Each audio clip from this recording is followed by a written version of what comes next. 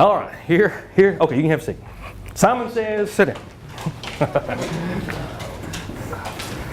All right. See if you see anything wrong in these videos, and we'll move right along. Because we're all flagging experts now.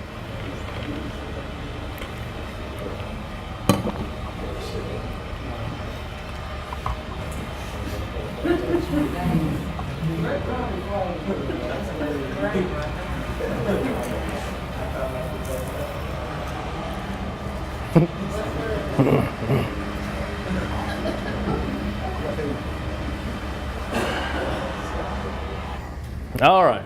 Did anybody see anything wrong in those videos? Wasn't enough cones. What else was there? Don't have control of his paddleboard. No, he did not have control of his paddleboard. What about where he was standing? Didn't have sleeves. Right. True. I think this may have been staged. I'm not 100% sure, but it could have been staged. Trying to be cutesy. He's going to show his girlfriend a little movie or whatever. What happens if an errant car comes through here? What happens? Where's he going to go? What happens if he's got his back turned and a car comes between right through here? Is it a good idea to have your truck parked in front of you? Is it a good idea to have your truck parked beside of you? Is it a good idea to have your truck parked close enough that you can listen to the radio or be able to charge your phone or be able to listen to the handheld radio or anything like that you can have contact with? Why? It's a good idea, huh? Can be a distraction? Or yeah, but the main thing is what? You can't go. If a car comes in this way, where are you going to go? You got nowhere to go. And if it's this way, number one, you're in this buffer zone here. That's part of it. Which we're trying to keep clear of vehicles. And the other thing too, if that car comes in this way and it pins him, if errant car comes in, we've already heard several stories about cars coming into the work zone. What happens if you get pinned between that car? You're done. You're done. Not a good scenario. So not a good scene. See if you see anything wrong in this video. There is no sound. This is one of my favorite. I kind of like this one.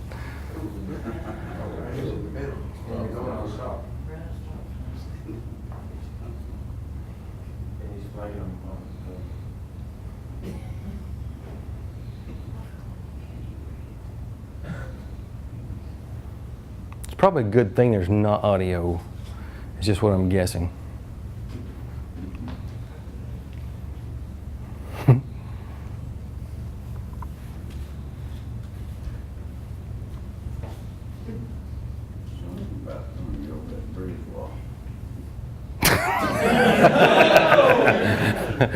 So I think we crossed the firm but courteous line there somewhere. I love that.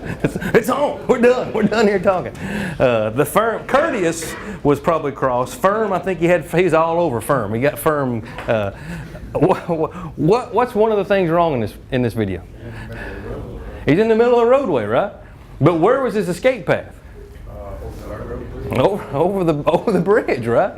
They had the signage. They had some proper signage out. The spacing was kind of weird, but they've got signage out here. He was standing right in the middle of the bridge, and they do. You can't tell it here, but they did have barrels out protecting their work zone.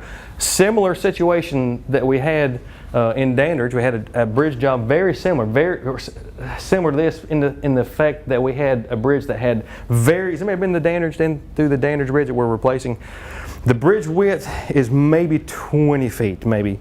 The bridge lanes are 9 feet wide with like a 1 foot shoulder. Very, very narrow bridge.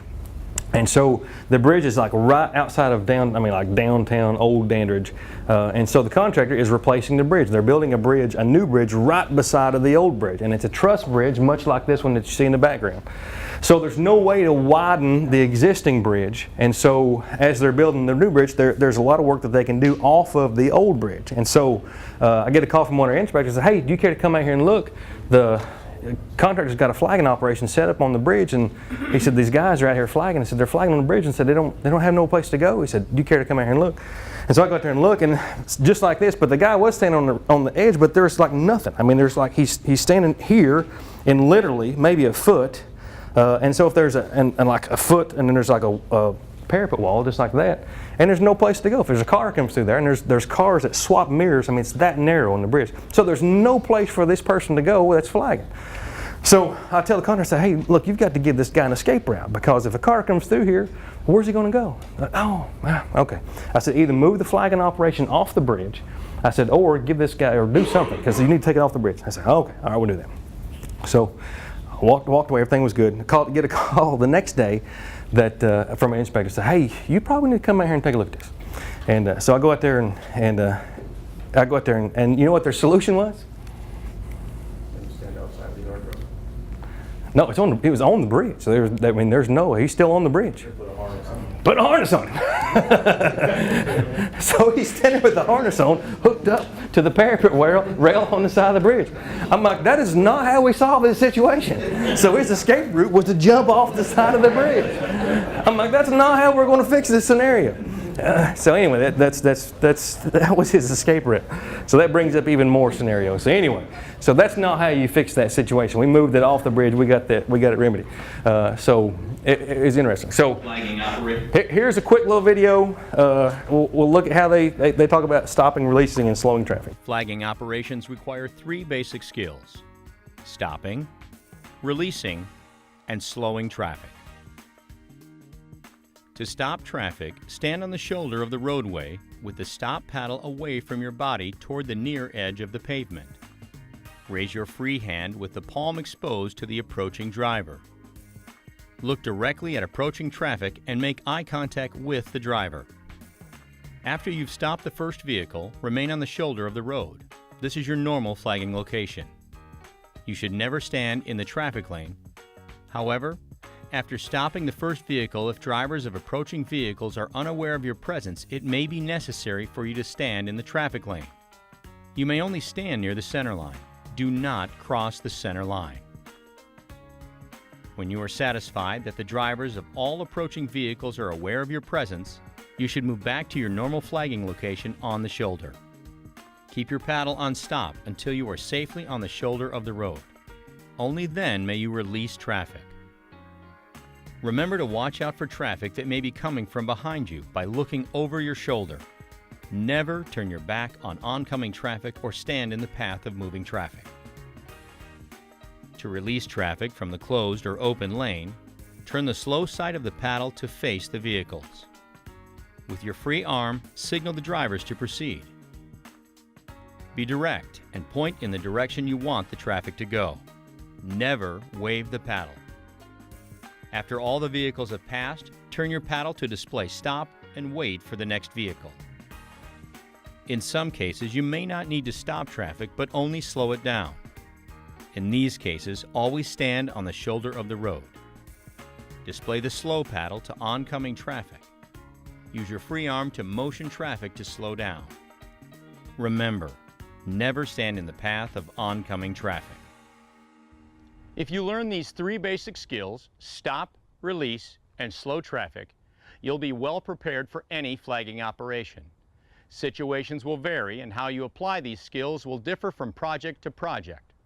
Remember, never start any flagging operation without the proper equipment, stand in a highly visible and safe location, and never turn your back on approaching traffic.